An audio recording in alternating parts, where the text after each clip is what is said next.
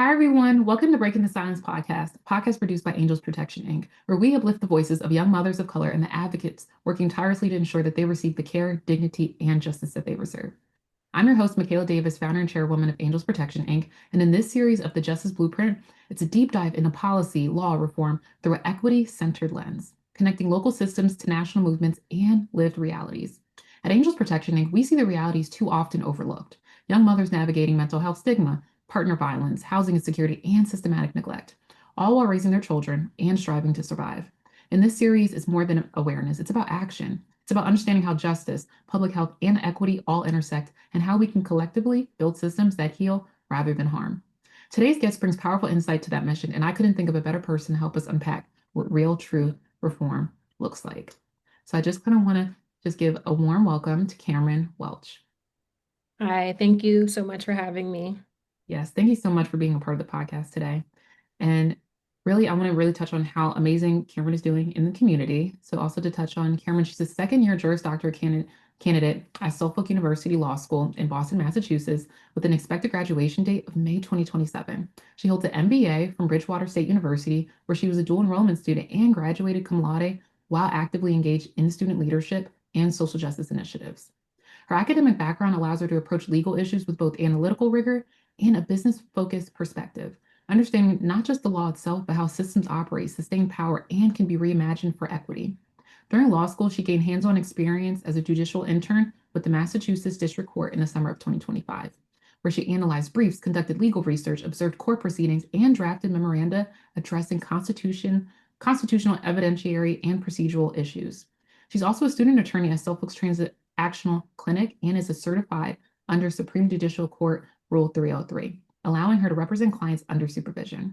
Across every role she has held, including prior work as a paralegal and administrative assistant, Kamryn has demonstrated professionalism, strong communication, and a deep commitment to service and impact.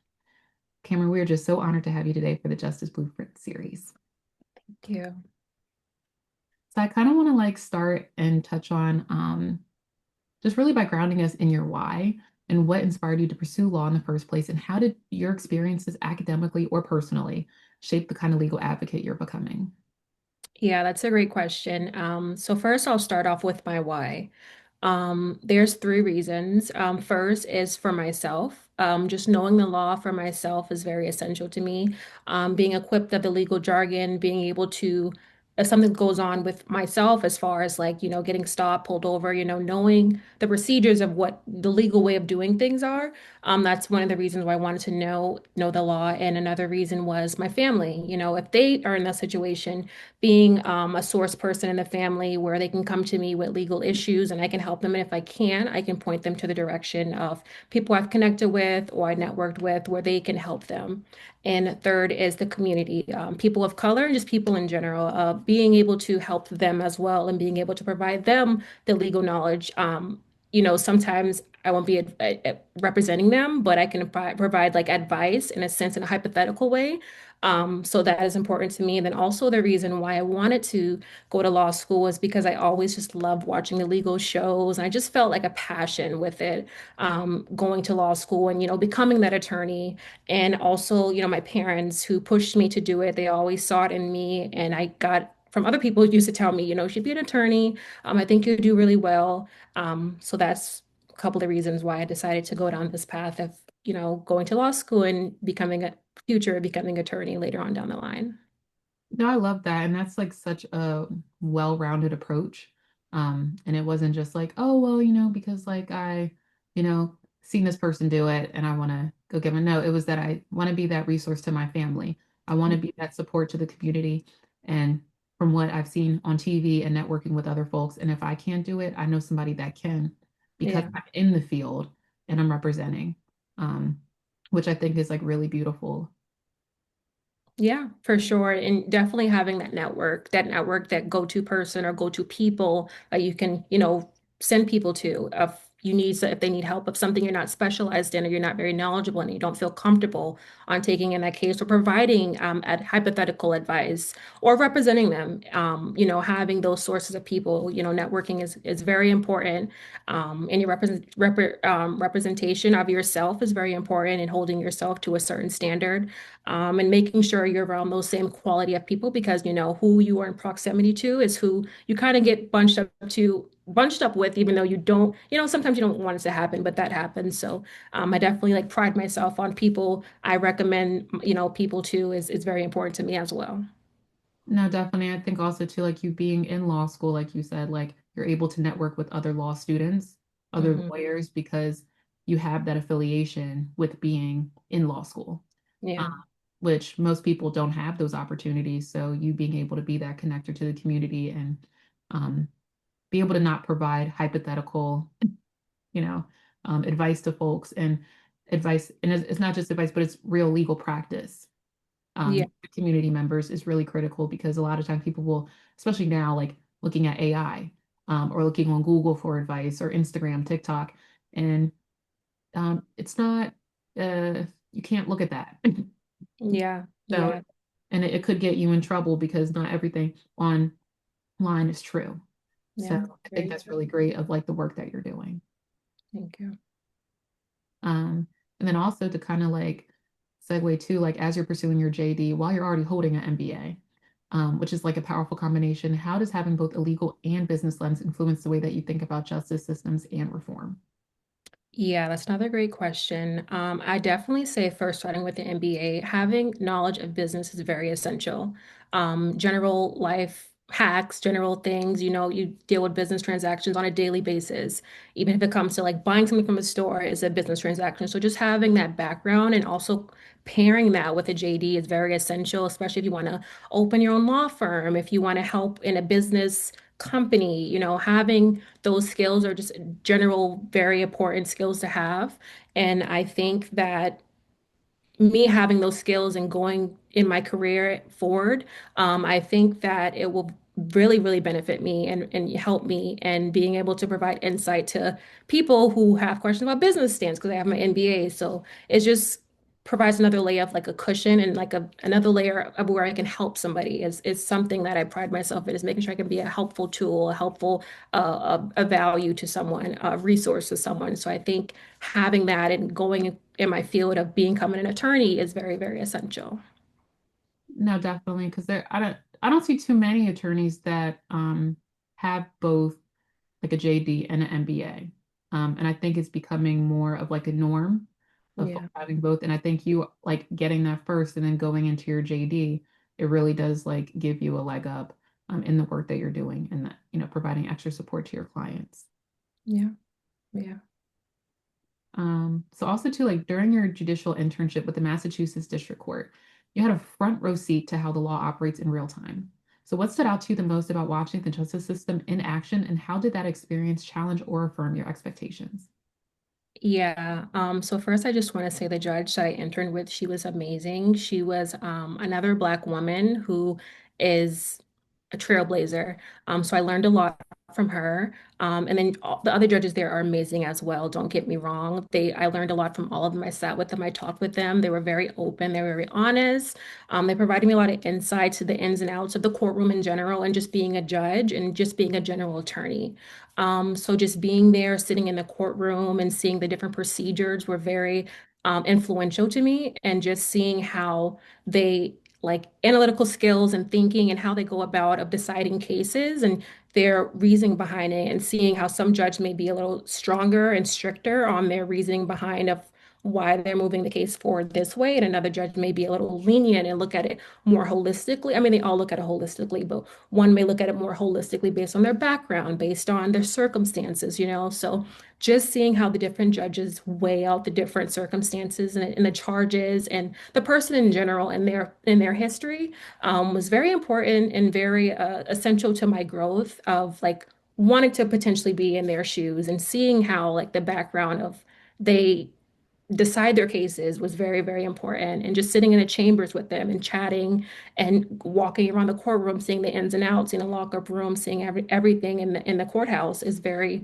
important. And I would definitely recommend students to take on that opportunity because they have internships for students, not even in law school, to work in a courtroom, just being alongside a judge and just seeing how they maneuver and how they decide cases is very essential. And even law students, please, if you're watching this, get a judicial internship if it's possible and take on that opportunity. It may seem a little scary because you're with a judge, obviously, and you're going to be with attorneys. I was also with a lot of attorneys who provided me insight, and I talked to some of them today still that, helped me navigate my law school journey and like potential career paths. So, just networking, navigating, connecting and putting yourself out there. I definitely say that that opportunity, the judicial internship, really, really helped me with that, for sure.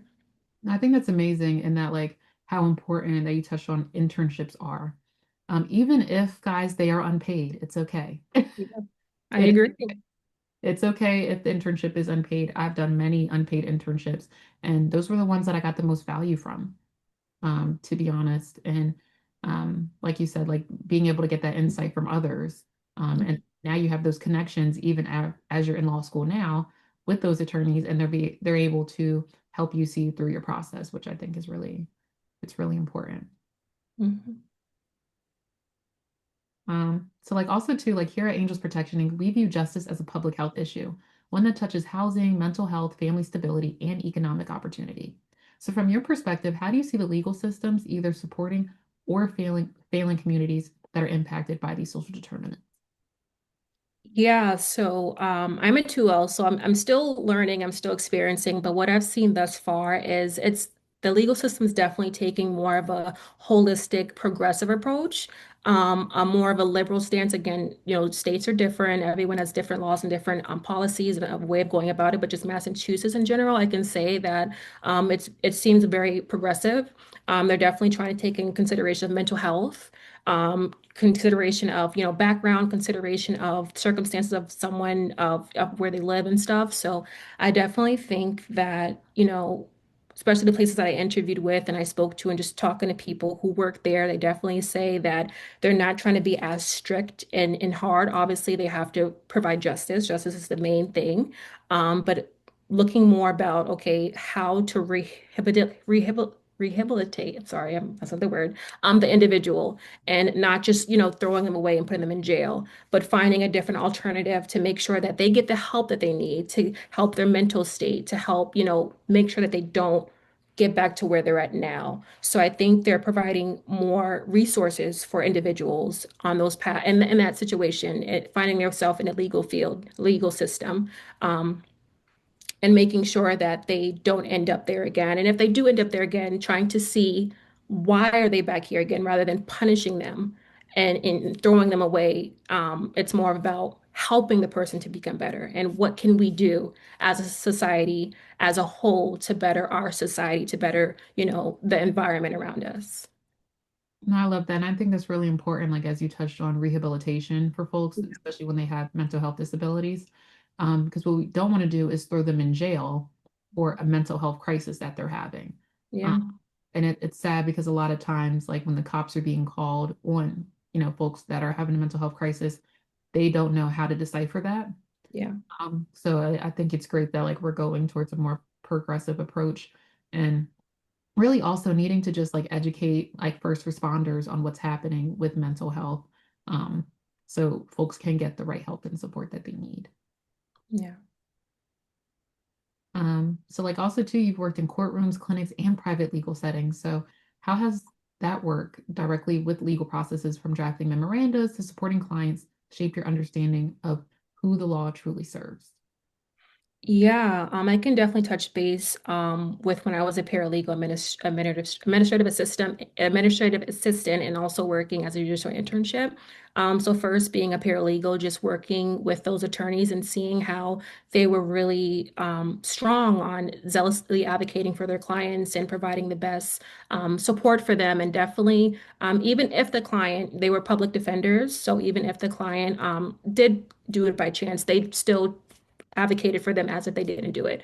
So just seeing that they put views and their way of thinking behind them and made sure that they did the best for their client was very, very important to me. And that shows that it wasn't about me, it's about you. It's about what's best for you. It's about the best outcome for you. That really changed my perspective and how they navigate that situation. And just also, like I said, with the judicial internship with the judge, watching them, how they go about it holistically and how they, try to focus on the best way to better the individual and to better society as a whole in the community was very, very essential to me. And seeing that it's not just about punishing the person, obviously that's essential, but it was more about helping them to become better. And I think that that approach is very, very important. And I think that that change, I guess also hopefully when people are watching this, that changes their perspective because people will automatically assume that, attorneys or judges per se will, provide a hard sentence on them and like just, push them away because, the line is very long with people who are in the system, unfortunately. But they definitely take into consideration of what's best for them. And that changed my perspective, especially being a judicial intern and, first row, first seat, seeing it from my own eyes, very, very influential. And like I said, I recommend it to whoever can get their hands on that opportunity to take it and not be scared and to take it and run with it and get everything you can get, absorb as much as you can, meet with many different people, even if it's just someone at the front desk, they're essential. They can provide you so much more insight than someone that's not working there or may not be what you want to do in the courtroom, but everyone there is very important. So definitely talk to whoever you can and provide who you are, a background about yourself, and get what they get like a lot of insight from them because everyone's important and everyone's essential in every way. No, definitely. And I think like I like how you said how everyone's essential. Um, so like every role within that courtroom is important, Yeah. in that time frame when you're listening to the hearing, from the defendant. Um, and I think that it's just like really important, like everybody understanding that like one role is not less important than another. Yeah. Like the judge needs everyone that's a part of his or her team to see this through. So Yeah. I love how like you put that in perspective. Um, and also too, like many of our listeners are young women navigating systematic barriers while trying to build stable futures for themselves and their families. So what gaps do you see in the legal system that most urgently need reform for better support for women, but particularly women of color and young mothers? Yeah, that's another great question. I would definitely say going into what the role of mentorship, sponsorship, and just having someone to advocate for you. There are plenty of people in these spaces who are willing to help as far as giving you directional advice, but not a lot who are willing to put you in those spaces. And definitely being able to connect with those people and having those programs or those training sessions or those opportunities to meet with people or train people to be that support of being, the door opener. Not, I mean, not just not giving it to someone, but, allowing them to prove that they're worthy of that spot and allow them to walk through the door. I think that's very, very essential. And just being willing to mentor. I know that can be time consuming. I know that it can be a lot. Everyone has busy lives of their own, but just making sure that you're able to pass the torch because someone, did it for you, I'm hoping. And if not, be that person who does it for the next, and be a better example than someone you may have met when you were, getting up the ladder. So definitely mentorship because not a lot of people are going to look like you, unfortunately, in this space. And um, yes, people that don't look like you are willing to help, but having that representation of someone who looks like you is very, very important. And that's why I also pride myself to be that resource to people, to be able to help, to, open my phone, please call me, please text me if you have any questions. I'm willing to help. Pre-law journey, law school, whatever the case may be, wherever I can help, because I know how it was being in your shoes and not having a lot of people that look like you and being able to navigate, especially if you're a first gen student, because I am a first gen, so I am the first one in my family doing this whole path. So understanding that and being that person for other people is very, very important to me. And I think, as mentioned, mentorship, sponsorships are very, very important. And providing resources, not gatekeeping, if you did it, pass it on to the next, provide those opportunities for the next person to take the ball and run with it. No, I love that. And also for folks too, like if you're willing to mentor or sponsor someone and you don't know where to start, Look at a lot of different nonprofit organizations that work with children, um, going to schools and saying, hey, like I'm willing to, bring a program here for, sponsoring kids or mentoring. How can I get involved as a volunteer? Um, really seeking out those opportunities, not waiting and saying, oh, a child or a young person will come up to me and say, hey, I need a mentor, like really, pushing out and making sure that they're getting the support and help that they need because we do need to bring up the younger generation as much as we can. And like I said, and sponsorship is so important, being that person that's opening the door, Yeah, not just telling about information about what's behind the door, but actually helping you get past the door. So I think that's really important as folks are looking to help young people, yeah, um, being the door opener. Don't just tell me what's behind there. I need to get in. yeah. I need you. You're the one that can get me in the door, and you're telling me how wonderful it is over here. I want to go through that door. So, like, open it. Yeah. So I think that's another thing like as we're being moving like up and I'm grateful now that like as I've been helped throughout my career being able to be put in a position where I can give back and give information that is credible and I can say hey well I did it this way, maybe this might not be your path but I may know how to get you somewhere close to what you want to do. Yeah. Um, because something's working. So, being able to really be that person is so important. Especially as you touched on being a first generation too. Hmm. Yeah. In your family doing this pathway, it's difficult because you don't really know what you're doing, and there's no Hmm. one close to you that in your everyday life since you were young that you could talk to about it because they just don't know. Yeah. So it's different because I'm also first generation too, and I'm Yeah. in a PhD program, and there's no one I can talk to about that that's close to me. Yeah. So it's a lot about like finding those outside resources and supports and networks, and constantly showing up at networking events, Yeah. even when you're tired. That's very true. Yeah. Very true. Very true. When you just, you get off of work, you're like, oh, I have it on my calendar for the networking event, but I I just, don't know. I don't know, I want to sleep. Yeah. But then you're Yeah. like, you know what? Okay, put the bag down, let me grab, my cup of coffee and let me go. Yeah. And also to add to that point, I would say keeping up with your people you connect with, writing them emails, not just making that one time you meet and then just end it. That's not how you build a relationship, reaching out, providing them updates on your status, asking if, to see if they can want to have another coffee, coffee, lunch date, or whatever the case may be, or just a Zoom call, just to chat, pick their brain, allow them to provide you some advice. Even if you're tired or even if you're busy with a bunch of schoolwork or whatever the case may be, definitely make time for that because that would be essential. And they could, point you to an opportunity, open the door for you. You never know. So definitely keep, those connections in motion as well. No, I love how you touched on that, like keeping it in motion and following up on those opportunities. Um, because that person that you're talking to, they are way busy. They are very, very busy and you need their support. And 9 times out of 10, they are willing to, like, if they tell you in that conversation, they are willing to follow up on that. But their schedules are just like out of this world busy. So really staying on top of them. And then once you build that connection, they'll, continuously follow up with you. And and that's like how you said you foster that true, genuine connection, Yeah. um, which is it's so important. Um, so like also too, like as someone who's certified under the Supreme Judicial Court Rule 303, you're operating in a role where you're working with direct client representation. So what responsibility do you feel comes with that role? And how do you plan to center ethics, empathy, and equity in your legal practice? Yes, I would definitely say first, just making sure you know what you're telling your client.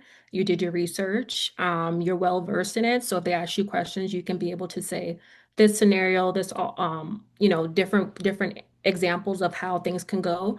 I definitely think being organized, being structured is very, very important. Again, just being in law school, you have a bunch on your plate as it is, a bunch of readings, a bunch of assignments you need to do and making sure that you're organized, you're up to date on deadlines with your client. These are real clients, so they have real deadlines with the court. So making sure that you meet your deadlines, and go to court. For me, my clinic is solely online, so we don't actually go into court. But for those who are 303 student attorneys who go into court, making sure that they have all their documents in order, ready to speak in front of the judge, articulate very, very well, and be confident. I think that's one of the big things as well, because again, we're just students. So we're not, those top attorneys that we're going against, we're talking to in courtrooms, or we bump shoulders with in the courtroom. So making sure that you remember your why, you remember who you are, and remember that you're here for a reason is very, very important, and making sure that you follow all of your professional responsibilities as a student attorney, making sure you follow the rules, making sure that you don't, talk about client cases, just doing your due diligence. That's a big thing. Communicating due diligence, compliance, all of that is very, very essential, and making sure that you also stay on top of your schoolwork because grades are important as well. And staying active, going to events. So there's a lot of different components, especially when you take on that huge responsibility as being in clinic, but it's very, very important. It's very essential and important, obviously. Um, and it's what you're going to be doing in the future, depending on what path you take. Just having that skills you're crafting in law school and building is very, very important. And I definitely would also just throw that in and just push yourself. Even it can be scary. It was scary to me. I didn't know. Again, first gen, I don't know. I can hear things, but experiencing on your own is different, and being in the role and then having to navigate everything on top of my other school obligations. And I'm also on journal, law review. So those obligations, everything going on in just life. Everyone has life, making sure you have, set time for self-care, spending time with family. I also have little puppies behind me. So like spending time with my puppy, so just making sure you're well balanced. That's the main thing, being well balanced, and being the best Zell advocate for your client and making sure that they become your top priority because that's your real client, real deadlines, real matters. That's what I would say running that question. No, I love that. And I think like also too, like being certified, like even though as you said, you guys are just student attorneys, but holding yourself to that standard and that professionalism Yeah. and being that representation the best that you could be for your client, because like you will be doing that once you become a licensed attorney. Yeah. Um, and I feel like it's like a really privileged role to be in a position where you can represent someone else that can't represent themselves and just doesn't have the knowledge or access to certain information that you guys do. So like it's really important work. It is. Yeah, I agree with that. And also too, like for students or young people listening who feel called to justice work, but are unsure where to start, what advice would you give them about entering the legal field with purpose and resilience? Yeah, I would definitely say the LSAT is the first step to getting it in the door. So depending where you're at, if the earliest stages, if you're like a freshman, start studying then. There's no perfect time frame, but starting earlier than later is very, very important. If you're in high school, start then, if possible. That's what I would recommend. But definitely starting with LSAT, starting with building connections, starting with talking with different people, seeing where your interest lies. Some people may know off rip, they want to do this, they want to do that. Some people don't know, they want to navigate. So definitely if you're interested in law school, start preparing. It's like little pieces of seeds you're planting, and plant those seeds and make connections, reach out, take on legal jobs. Like I took the paralegal administrative assistant at a law office, taking legal jobs, seeing the experience, talking with different people, studying for the LSAT in advance. If you take it, a couple times, that's fine. Try to get the highest score possible because that will help you later on down the line getting into law schools, and scholarship wise. Um, so that I would say that definitely trying to build your skills, try to read, read books because it's a lot of reading in law school. Read as many books as possible, do writing assignments that will help your writing. Watch YouTube videos of how to, build your confidence, how to be more professional, how to be more assertive, however you vision yourself being later on down the line and you want to become that person, start taking the little steps to become that person and try to embody that person. It's not going to take a day. It's not going to some if it does, kudos to you. But sometimes it takes a little longer and just making the effort and making it your mandatory perspective of I want to become better. I want to do better. I want this for myself and I'm going to achieve it and I'm going to put myself out there. I'm going to try. That's the best way to do it is trying. Trying is better than not trying at all. So just try, have the confidence, put yourself out there, study for the LSAT, take it very serious. Um, and those are the first steps to get to law school, to into the gates of law school that I would recommend to pre-law students who are maybe interested in law school. No, I love that. Studying for the LSA as soon as possible, networking with folks in the field. And I would also like even too like utilizing LinkedIn. I try to tell everyone LinkedIn is the best app to me. Like it's better than Instagram, TikTok, Facebook. Um, LinkedIn has generated so many opportunities for me just throughout my career. I started using LinkedIn senior year of high school. I Mhm. was 18 and it just like once I figured out actually how to use the app, um, yeah, because that's another thing because there's so many different like functions with LinkedIn. Yeah. Um, like in figuring out, okay, what do I want my profile to look like? It's not like Instagram or Facebook where that's more like social. LinkedIn is Hmm. really like professional. So like you have to figure, okay, how do I even add the volunteer section or this Hmm. like award section? And so like I just really was playing around with it. And but once you figure out and you make your profile really aesthetically pleasing, and then you can always use that. And like another thing, if you can generate your link into a QR code. So if I try to tell folks if they're doing presentations, at the end of your presentation, you could put, connect with me.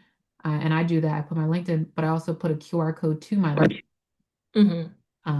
So I think that's like another great tool to utilizing that. Not just saying, oh, well, you can add me on Instagram.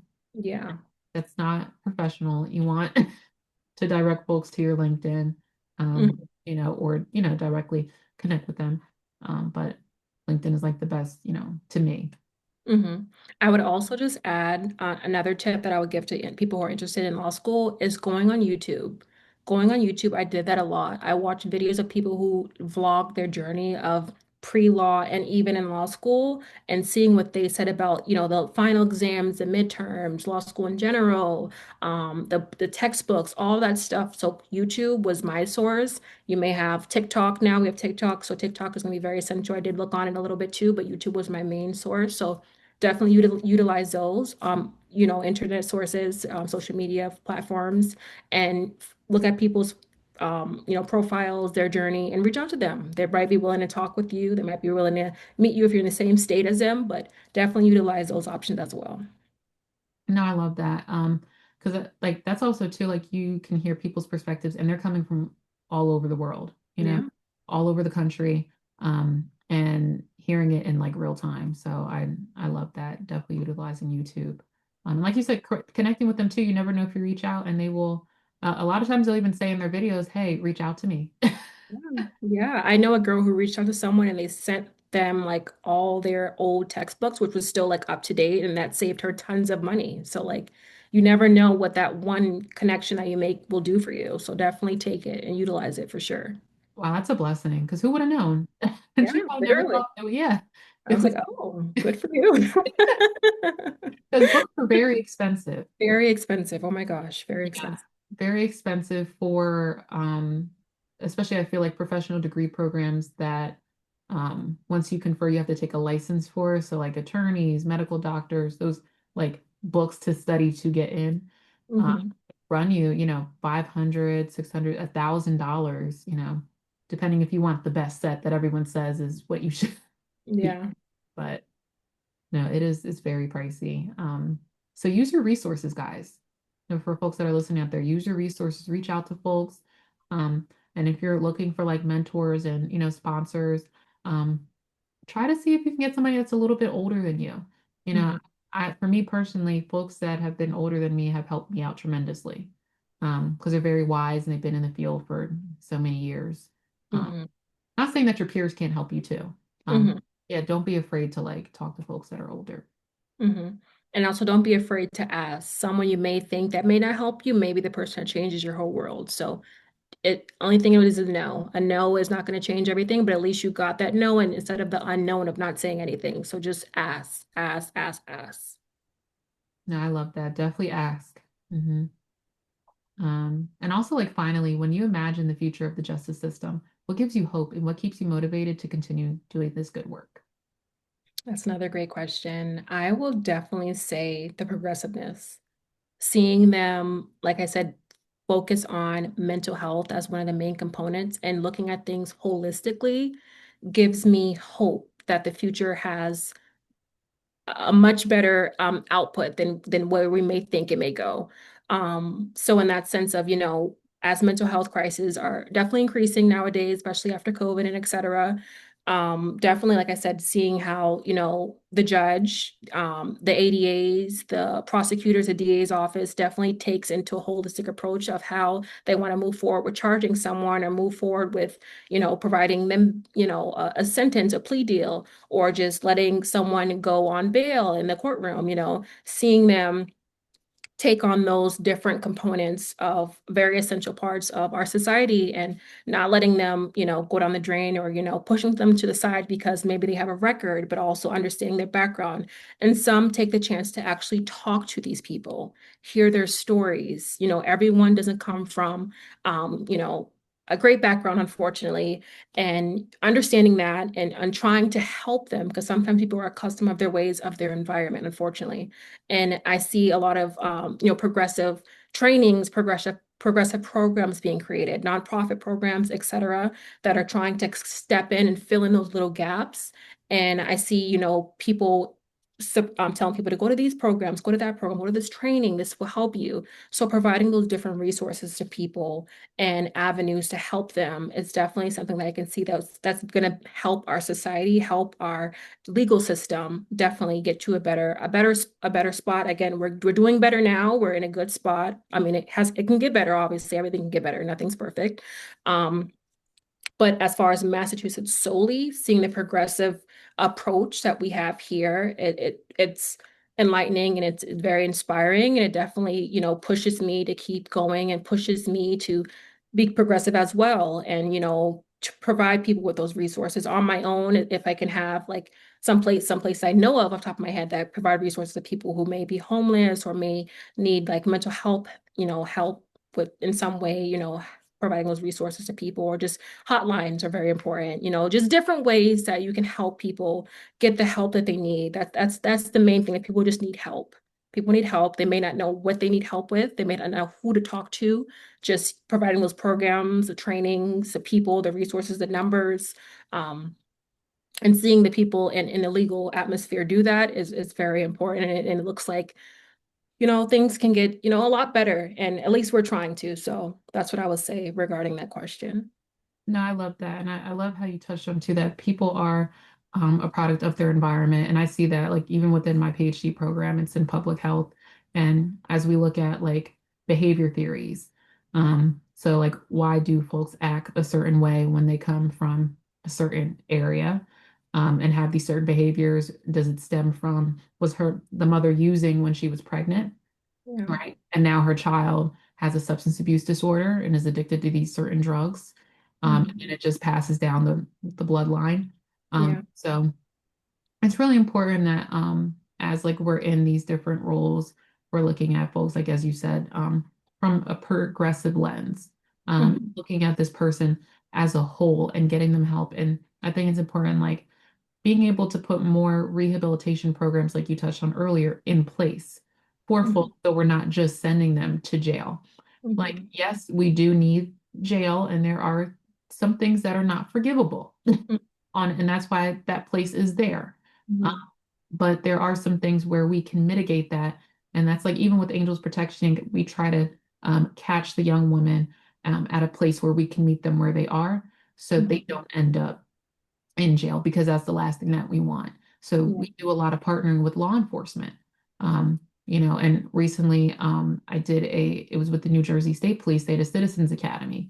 So I was able to now, through that program, now being an alumni, because I got sponsored due to the nonprofit, now being Mhm. able to partner with them and do work with them. That's So amazing. yeah, like young women that they might get instead of, and this is what that is to look like, even with other law enforcement agencies we're working on partnering with, Mhm. to refer them to us, right? Yeah. Instead of saying, oh, well, we're going to, just directly put her. in jail because we don't want to do that. Hmm.